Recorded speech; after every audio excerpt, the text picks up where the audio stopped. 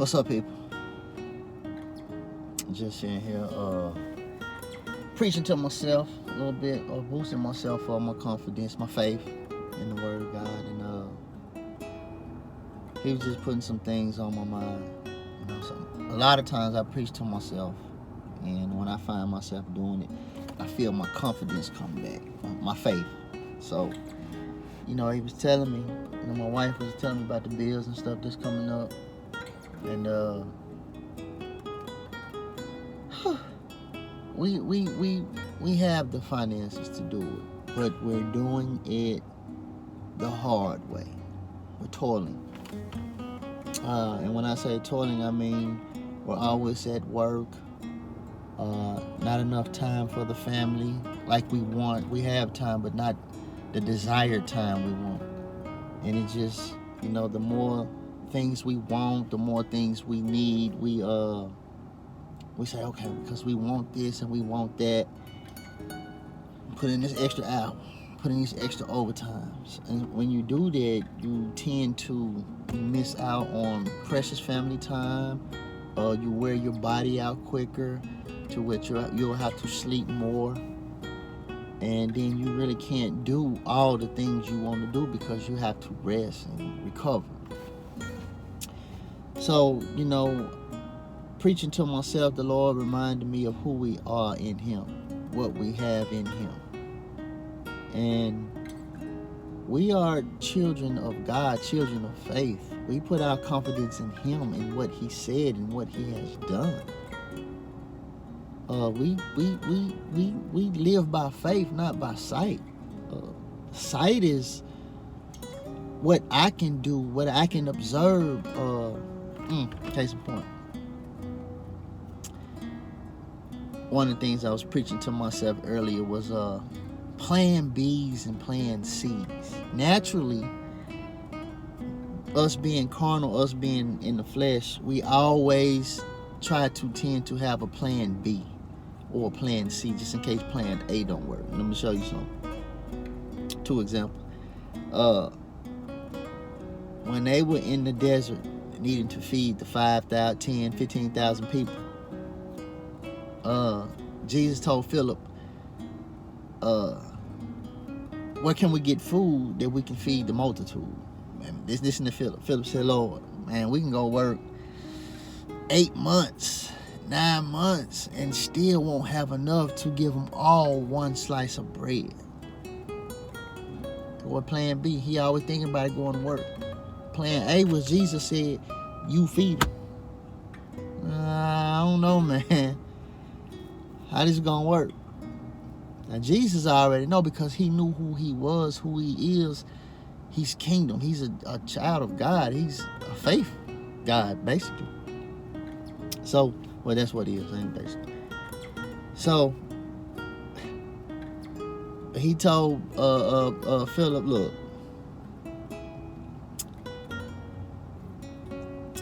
where are the loaves? Do you not remember the loaves that I did? Do you not remember the miracles that I did? Did you have anything left over? If I did it then, I can do it again. So he said, make them sit down.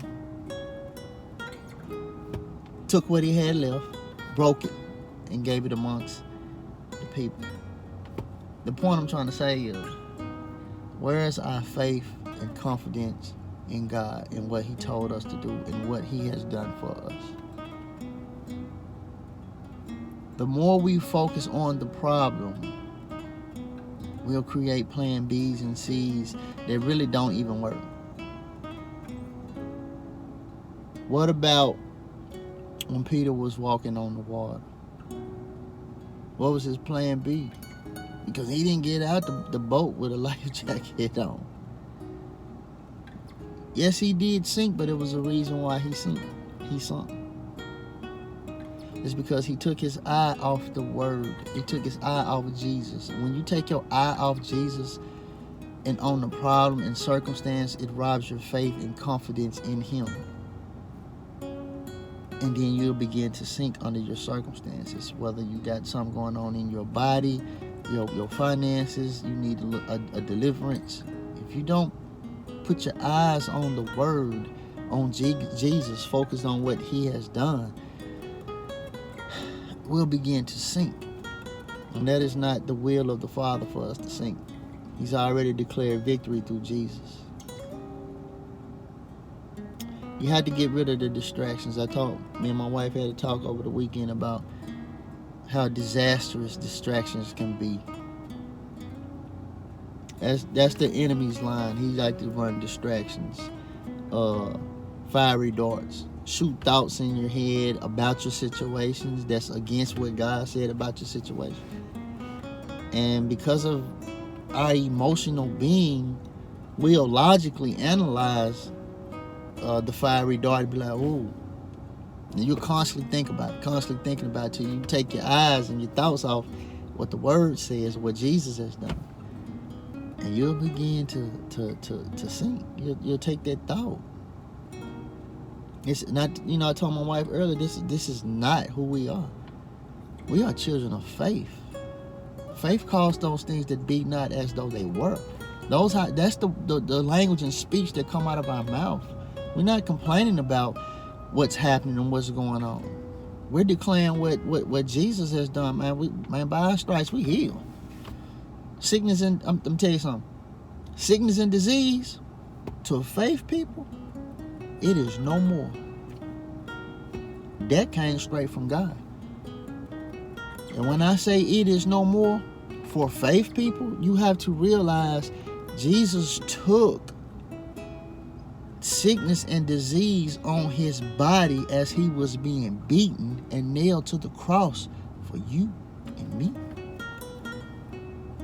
So if he did that sickness and disease, it has no right, it don't exist to me no more, because my faith is in him and what he has done. I don't, if the enemy try to put any thought in your mind about a sickness, you gotta tell him, shut up. No, I ain't having it. Jesus, my whole thought process, and Jesus canceled that, and I ain't worried about that.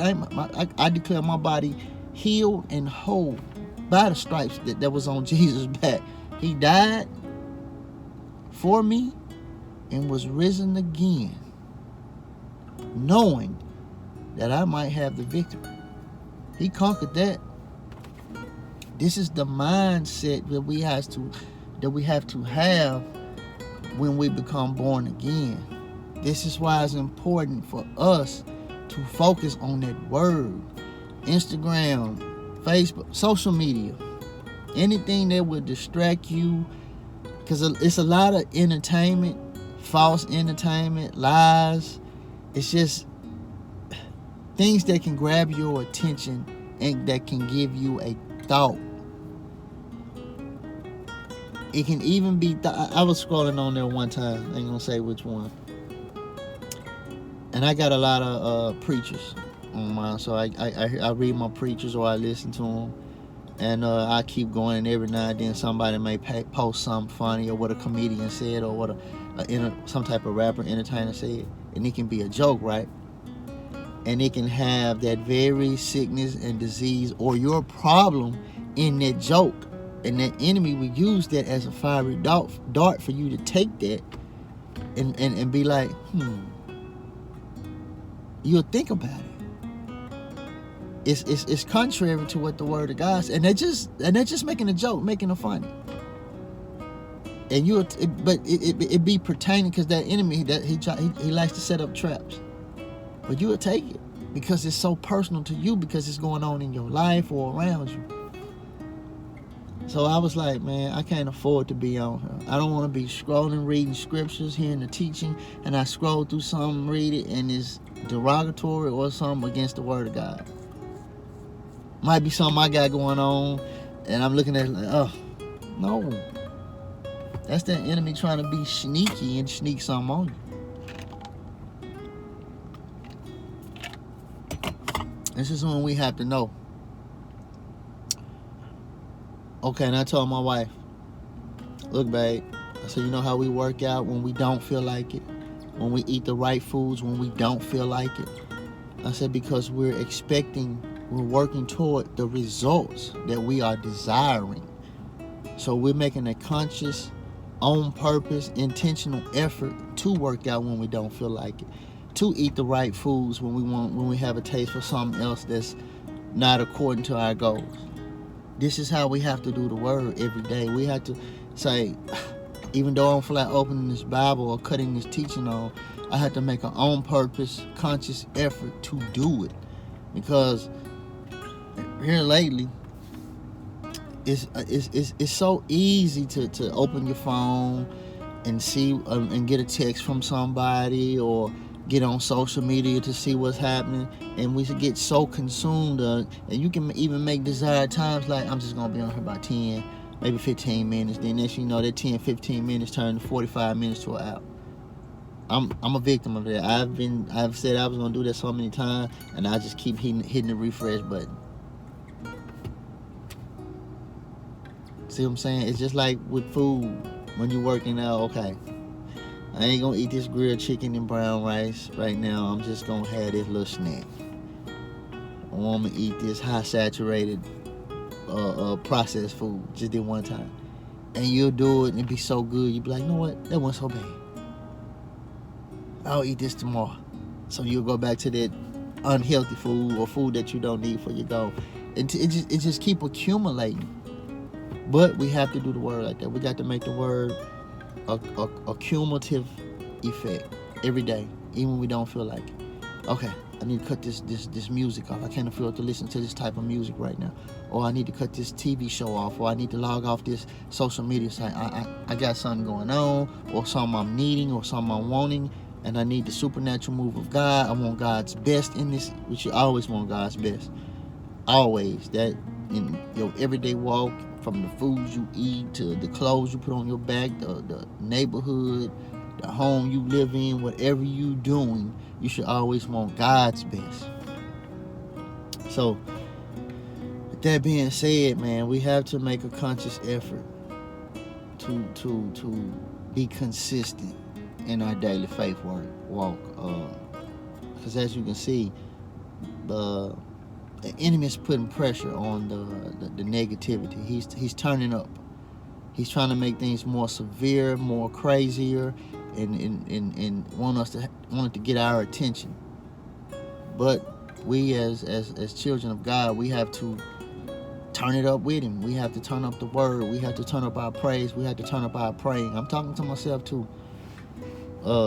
We have to turn it up. We have to let him know, look, I don't have time for it. I'm just not. I'm gonna get in this word. I'm gonna cut my teachings on. I'm gonna meditate in the word day and night until what I'm believing for or what I'm wanting to happen from God manifests. I have to do it. So that being said, man, I hope I didn't keep y'all too long. This is one of my first videos in the beginning, so I'm new at this thing, but I'm gonna get better at it because it's necessary for me. And y'all have a blessed day. I'll talk to y'all later.